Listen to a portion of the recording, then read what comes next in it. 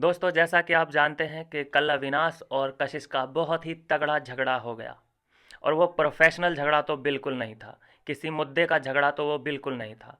वो एक personal level पे जाके अटैक किया गया, गाली गलौज का इस्तेमाल किया गया। और इन सभी बातों में सभी घर वाले वर्सेज मुझे अविनाश कल दिखाई दे रहा था। कोई भी अविनाश के सपोर्ट में नहीं नज़र आया। उसके बाद चलो जैसे तैसे वो मूवमेंट ख़त्म हुआ। फिर यहाँ पे मूवमेंट शुरू होता है ईशा का। जितने सवाल कशिश ने नहीं पूछे डीप में जाके अविनाश से, उतने ही सवाल, उससे कहीं ज़्यादा सवाल ईशा पूछती नजर आई। एज ए अच्छी girlfriend, as a good girlfriend, आपका ये रिस्पॉन्सिबिलिटी बनती है कि सीधे उसके सर को अपने गोदी में रखो और उसके बालों पे अपने हाथ को सहलाओ और उससे कहो कि टेंशन मत लो, मैं तुम्हारे साथ हूँ, मुझे तुम पे पूरा भरोसा है। एज ए अच्छी गर्लफ्रेंड का ये मतलब होता है। या वहाँ पे सब जानते हैं कि अगर उसका कुछ ऐसा इंटेंशन होता तो वो खुलेआम ये सब चीज़ें क्यों करता। उसे पता है कि फ्लर्टिंग चल रही है, ओपन फ्लर्टिंग है। और वो भी वीकेंड के वार पे भी वो डिस्कशन हो चुका है कई बार। आपने देखा कि कल एक बीच में स्टेटमेंट चुम धड़ांग का भी आया था, जो वो कहती नज़र आई कि अगर अविनाश की ईशा गर्लफ्रेंड है तो उसे फ्लर्टिंग कशिश के साथ नहीं करनी चाहिए। ये आके कह रही है चुम दरांग, जिसका 10 साल से रिलेशन चल रहा है एक बॉयफ्रेंड के साथ। बाहर वो वेट कर रहा है और ये अंदर कंबल में दंगल कर रही है करण के साथ। तो इसको शर्म नहीं आई। बात यही है ना दोस्तों, कि दूसरे की ही बैक साइड और गलती दूसरे की ही दिखती है, अपनी नहीं दिखती। तो ईशा सवाल पूछ रही है, बहुत तीखे सवाल पूछ रही है। कहीं ना कहीं वो दोषी मान रही है अविनाश को कि तुमने ही कहीं ना कहीं कदम आगे बढ़ाए होंगे, तुम ही ने उसे फ्रीडम दी होगी, तुम प्योर, तुम्हारी ही गलती, इसमें कुछ ना कुछ है तुम्हारा इशू। ऐसा नहीं है कि तुम इसमें नीट एंड क्लीन हो। तो इसके बाद अविनाश के पास क्या जवाब रह जाता है? जब अपने ही लोग उस पर शक करने लग जाएं तो फिर क्या रह जाता है अविनाश के पास? फिर उसका जो गुस्सा है फूट पड़ता है। कशिश के सामने नहीं फूटा था, लेकिन जब ईसा ने सवाल उठाए हैं, ईसा भाई इस वक्त तो उसे सपोर्ट की ज़रूरत थी, बहुत ज़्यादा इमोशनली सपोर्ट की ज़रूरत थी, लेकिन उस वक्त पे तुम उंगली उठा रही हो। और फिर ये भी डांटा तुमने उसे कि मेरे से इस तरीके से बात मत करो, चल निकल यहाँ से। अभी तक तू उसकी गोद में बैठ के यहाँ तक का तूने सफ़र तय किया है और अचानक तुझे उसमें खामियां नज़र आने लगी। तेरी वजह से उसने एक दायरा मेंटेन करके रखा था, नहीं तो वो कितना ही और अच्छा कंटेंट दे सकता था। तुझे इसलिए पाला उसने ताकि, क्योंकि तेरा एक एहसान भी है, वो भूला नहीं है और वो उस एहसान को चुकाते चुकाते यहाँ तक आ गया। वैसे उस एहसान के बदले उससे उसने तुझे नॉमिनेट होने से एक बार बचाया था। लेकिन इस तरीके का बिहेवियर अविनाश के साथ, कि मुझसे इस तरीके से बात मत कर, वो कह रहा है, वो साफ साफ कह रहा है कि मुझे ऐसा लग रहा है कि तू बोलने नहीं दे रही है मुझे। मतलब अगर तू मुझे बोलने नहीं दे रही है तो तेरे सामने ही मैं दोषी बन जाता हूँ। जब मैं तेरे सामने दोषी बन जाऊँगा तो फिर वीकेंड के वार पे तो मुझे कटघरे में खड़ा कर देंगे सलमान खान। जब उसके दोस्त ही उसके साइड में नहीं हैं तो फिर वो औरों से क्या उम्मीद करेगा? फिर यहाँ पे जो है सब्र का बांध टूट जाता है। बाकी की पिक्चर आपको पता है। जो नहीं पता है वो मैं आपको बता देता हूँ। इस पूरे सिनेरियो को रजत ने बताया है ड्रामा, कि ये एक्टिंग चल रही है।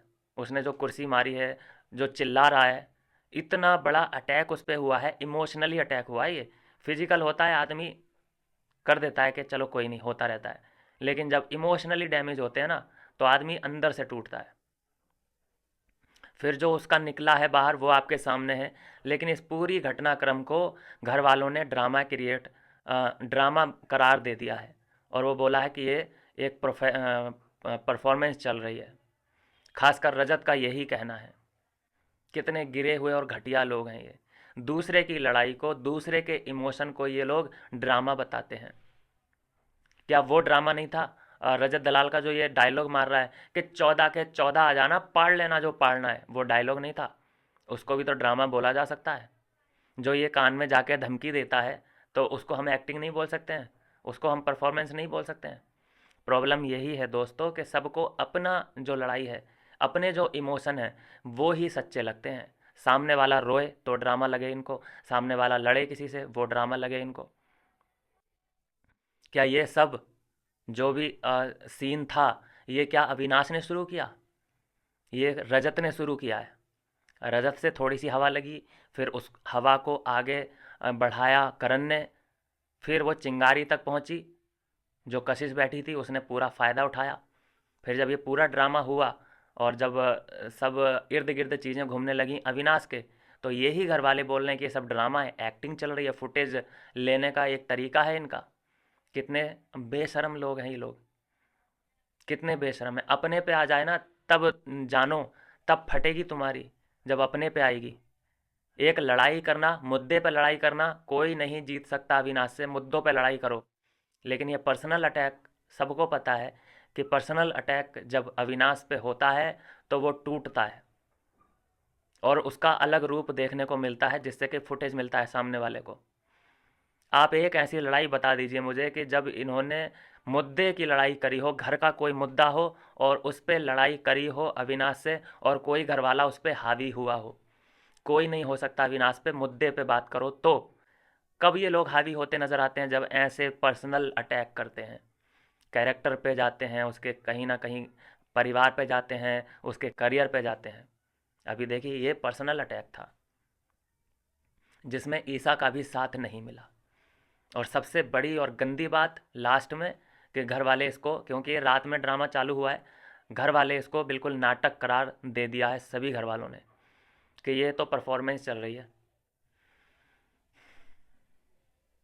करणवीर को अपनी लड़ाई सच्ची लगती है, रजत को अपनी लड़ाई और अपने इमोशन सच्चे लगते हैं। बाकी सामने वाला जो भी कर रहा है उसके इमोशन बाहर आ रहे हैं। वो हार्ट ब्रेकिंग पल है उसके लिए कि जब ईसा उस पर ट्रस्ट नहीं कर रही है, ईसा ने खुद सवाल उठाए हैं, तो उसका हार्ट ब्रेक हुआ है और इसके उसके इमोशन बाहर आए हैं। तो इसको ड्रामा क्रिएशन बता दिया रजत दलाल ने, और बोलता नज़र आ रहा है कि भाड़ में जाए, भाड़ में जाए। समझ रहे हैं आप? बहुत बेशरम लोग हैं, बहुत घटिया लोग हैं ये मुझे लगता है कि ईसा भी मेरे दिल से उतरती जा रही है। जितने ये ईसा ना अविनाश से सवाल पूछ लेती है, इतने तीखे तीखे, टोन इसकी यही रहेगी नीची, लेकिन ये तीखे तीखे सवाल जो पूछ लेती है ना अविनाश से, मैंने कभी किसी और से नहीं पूछते देखा। इसकी बैंड बजाई थी एक बार करण ने अपनी ईगो मसाज करवाई थी इससे। ऐसे सवाल तो इसने करण से भी नहीं पूछे हैं आज तक। जो चाहत पांडे एक बार इससे लड़ी थी, कशिश भी इससे एक बार लड़ी थी शुरू में ही, इसकी ईसा की बोलती बंद कर दी थी। उसके सामने भी टिक नहीं पाई थी ईशा, लेकिन बस अपनों के सामने शेर बनो। मेरे से नीची आवाज़ में बात करो, मैं तुम्हारे से नीची आवाज़ में बात कर रही हूँ। अपनों के सामने शेर बनती है, दूसरे के सामने जाके देख। देखना पड़ेगा, धीरे धीरे करके मेरी नज़रों से उतर रही है ये लड़की। मिलता हूँ नेक्स्ट वीडियो में नई अपडेट के साथ।